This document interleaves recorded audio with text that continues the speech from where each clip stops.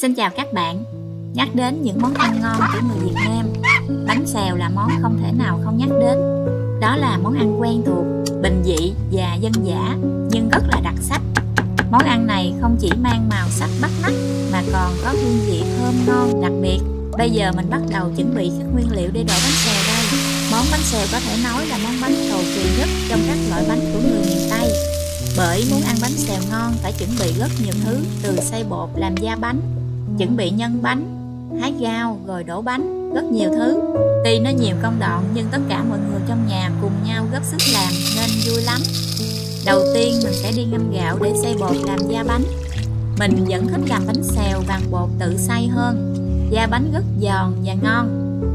Sẵn có cây dừa bị hư đọt nên mình ra vườn đốn vô làm bánh xèo luôn. Đợi ba tụi nhỏ về đốn mà đợi lâu quá nên mình tự đi đốn luôn vậy. Cây dừa này tương đối nhỏ, chắc đốn cũng dễ. Miền Tây là xứ dừa nên lấy cổ hủ dừa làm món ăn rất là phổ biến. Cây dừa này nó bị hư đọt nên mình đốn nó đi để trồng lại cây khác. Thấy nó nhỏ vậy chứ đốn cũng hơi đuối đuối đó. Lay quay cả buổi mình cũng hạ được nó rồi đây. Mình chặt lấy phần lõi bên dưới của cây dừa mang vô ăn. Phần này ở quê mình gọi là cổ hủ dừa đó. Nó rất giòn và ngọt.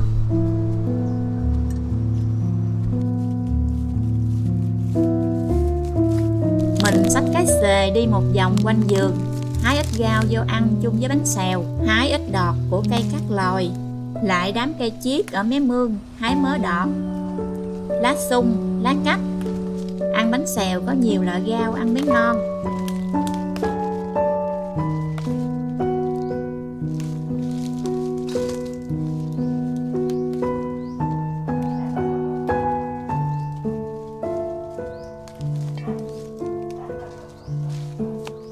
Thêm mớ lá cóc nữa, lá cóc chua chua, gói chung ăn ngon lắm.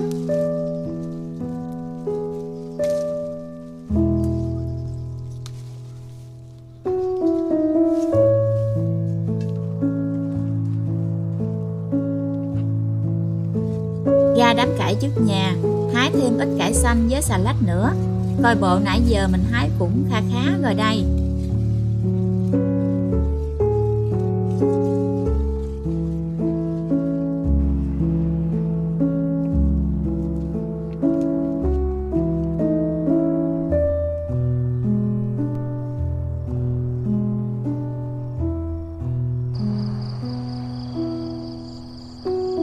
Bắt thêm con vịt xiêm làm nhân bánh.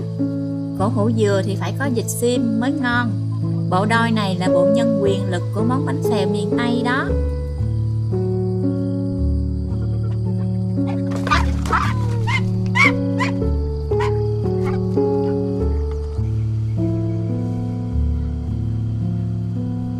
Gạo chắc cũng mềm rồi, mình đi xay bột trước đã. Mình xay bằng cái cối đá này. Xay bột chín và êm lắm. Nói cho các bạn nghe nha, nó còn lớn tuổi hơn mình nữa đó.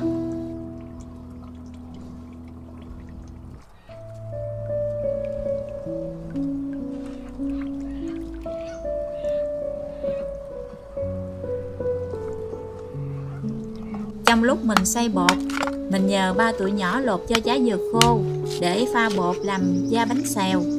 Ba tụi nhỏ nạo dừa khéo lắm, nạo ra cơm dừa nhuyễn và vắt ra nước cốt dừa ngon lắm.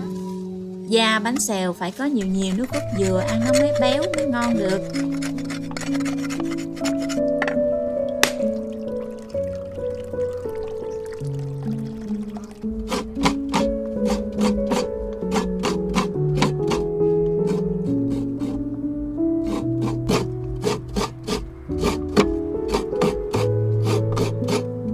Vịt mình làm sạch, mình sẽ mang vào lóc lấy phần thịt để làm nhân bánh. Có người thích băm nhuyễn cả xương lẫn thịt làm nhân. Mình không thích băm luôn xương vì mẹ của mình cũng lớn tuổi, cộng thêm mấy đứa nhỏ ăn sợ có xương ăn khó, nên mình chỉ dùng thịt để làm nhân thôi. Mình xắt mỏng thịt vịt ra là được. Nước cốt dừa các bạn vắt càng kẹo càng tốt nha. Do bột mình lỏng nên mình xài ít nước lắm. Nước dừa kẹo kẹo nó mới béo. Cổ hủ dừa mình xắt mỏng và xắt nhuyễn lại. Mới đốn vô cho nên nó rất là giòn. Củ hủ dừa này ăn sống cũng ngon lắm. Nó giòn giòn ngọt ngọt giống như củ sắn vậy đó.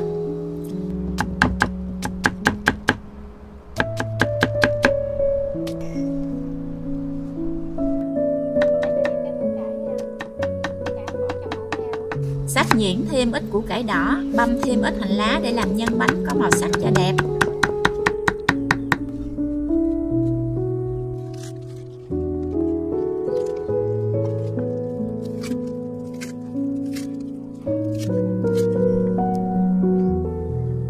Mình băm vài tép tỏi để làm mỡ thơm, xào nhân bánh xèo.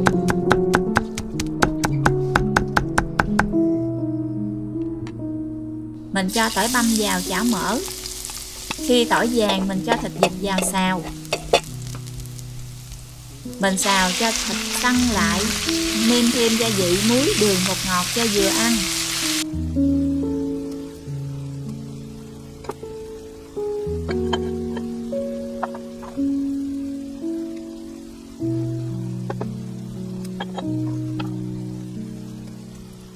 Mình cho củ hủ dừa, củ cải đỏ vào xào. Mình xào cho các nguyên liệu chín tới, cho hành lá vào và nhắc xuống. Mình không cần xào chín kỹ đâu nha.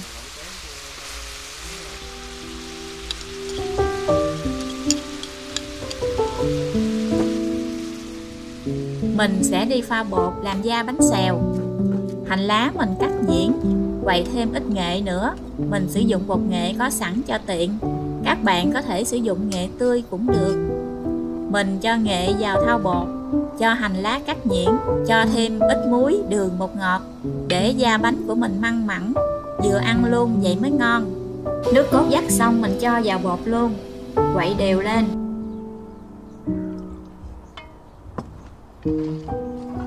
Kế đến mình cho thêm trứng vịt vào. Có trứng vịt thì da bánh của mình chiên lên rất là giòn.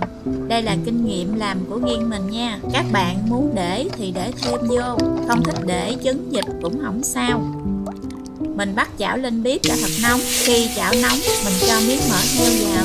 Quay miếng mỡ heo vòng vòng cái chảo, quay thật kỹ và thật lâu để cái chảo mình uống thật nhiều mỡ. Vậy lúc mình cho bột vào chiên không bị dính chảo, chiên rất là dễ. Cho bột vào chén hay dùng cái giá lớn hút bột đổ vào chảo cũng được. Mình xoay tròn cái chảo để bột của mình chảy mỏng đều, tròn giáp cái chảo nha. Bước này mình phải làm hơi lẹ tay nha, vì chảo nóng bột mau dính vào chảo lắm. Mình cho nhân thịt vịt với củ hủ dừa vào, để thêm một lúc nữa cho bánh vàng đều. Mình sẽ xếp bánh lại và cho ra dĩa.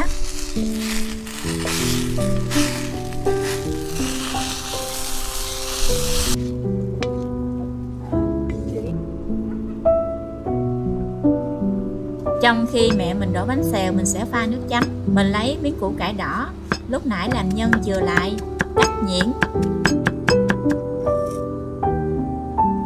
Tỏi với ớt mình băm nhuyễn, tất cả cho vào tô.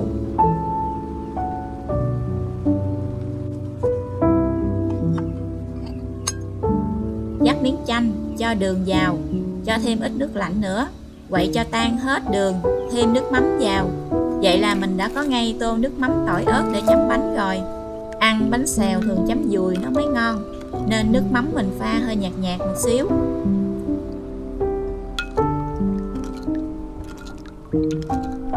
Bánh xèo ăn thì ngon, nhưng cực công người đổ lắm. Người đổ phải thao tác liên tục, vì bánh mau chín lắm. Chiên chừng vài phút là có được cái bánh xèo rồi. Bánh xèo ăn nóng mới giòn mới ngon.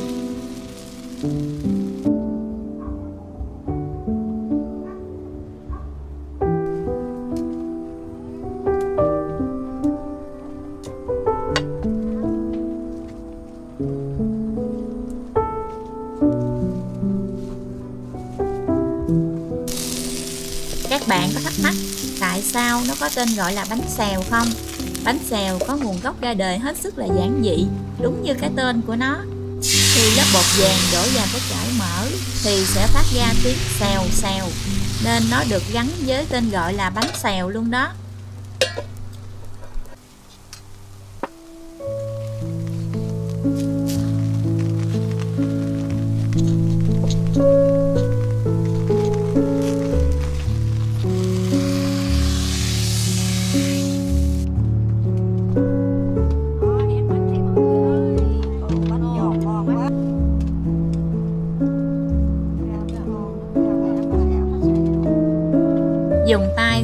miếng bánh xèo nóng hổi vàng giòn tan đặt vào cái lá cách, thêm vài lá cải, rau thơm và nhiều loại rau sống khác, cuốn chặt lại rồi chấm dùi vào nước mắm pha đủ vị, chua, cay, mặn, ngọt.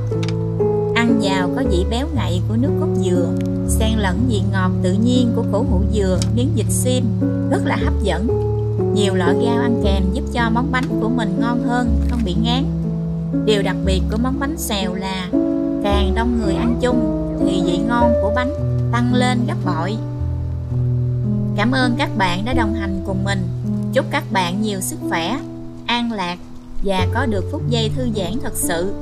Đừng quên cho mình xin một like và hãy bấm đăng ký kênh nếu các bạn chưa đăng ký kênh nha. Xin chào tạm biệt các bạn.